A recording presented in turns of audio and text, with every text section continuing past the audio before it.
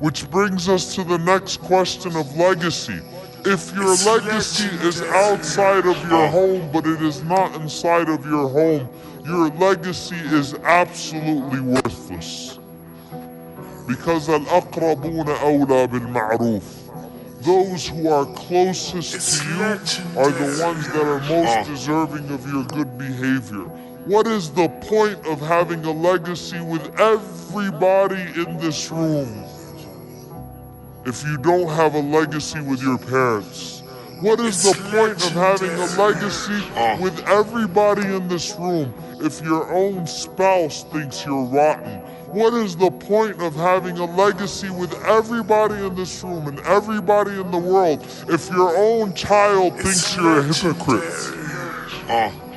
Al-aqrabuna awla bil-ma'roof. Your legacy should first be with your family. Your family should love you. Your family should benefit from you. Your family should be able to testify to Allah subhanahu wa ta'ala on the day of judgment. Oh Allah, he's even better on the inside of the house than he was on the outside of the house. Those are the people who will testify for you. Your parents. You can please anyone in the world, but it has to go through your parents, your spouse, your children. Dealing with them with justice, dealing with them with sincerity, fulfilling their rights. And Imam Ibn Qutaybah rahimahullah, he says that there was an Imam. He didn't mention his name. He says there was an Imam, Fasih al-Lisan, extremely eloquent. Used to cause the people to cry, used to bring the people to the remembrance of Allah subhanahu wa ta'ala. When he died, his wife was making dua against him. His wife was saying, "Oh Allah, allow him to burn in hellfire." And he said, we saw his manbar became filthy. The same day of his janazah, his manbar started to stink. He was put on blast by his wife. He was exposed. He had a legacy with everyone else. He was the sheikh that used to make us all cry.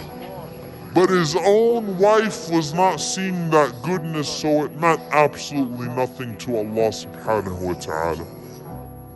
So the first people that I should have legacy with are my family. If I leave this world while my parents are still alive, I need to make sure that my parents say that that is the son, that is the daughter who used to kiss my hand. That is the son, that is the daughter that always treated me with kindness and ihsan. That's the child that loved me the most out of all of my kids.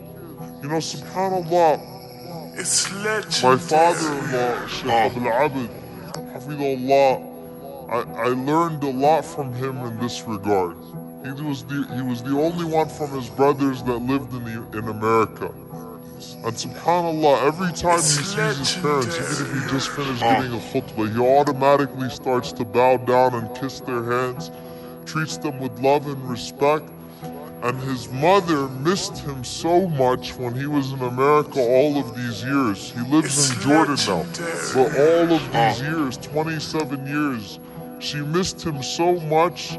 She used to take his itr, his cologne, his perfume, and she used to put it on the beards of his brothers. So this reminds me of my son Hussam.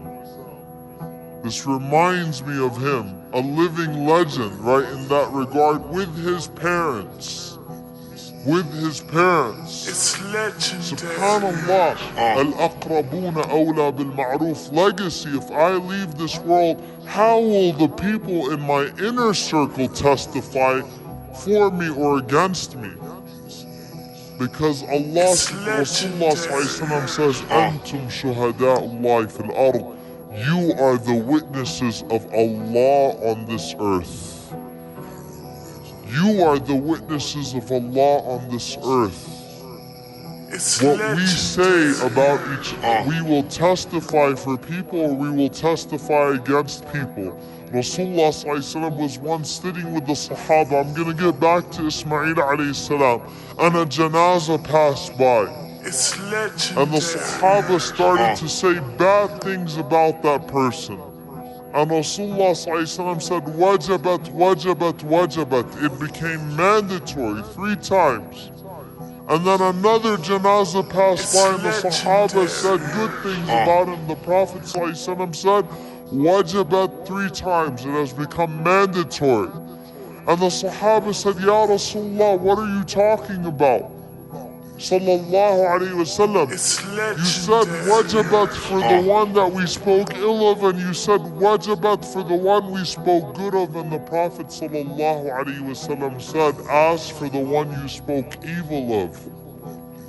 When you testified, when you said those words, wajabat lahu nar, hellfire became mandatory for him.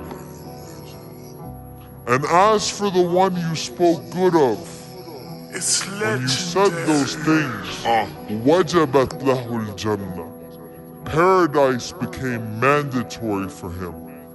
So yes, we will testify, and we will have testimony for or against us from other people. That matters to Allah subhanahu wa ta'ala.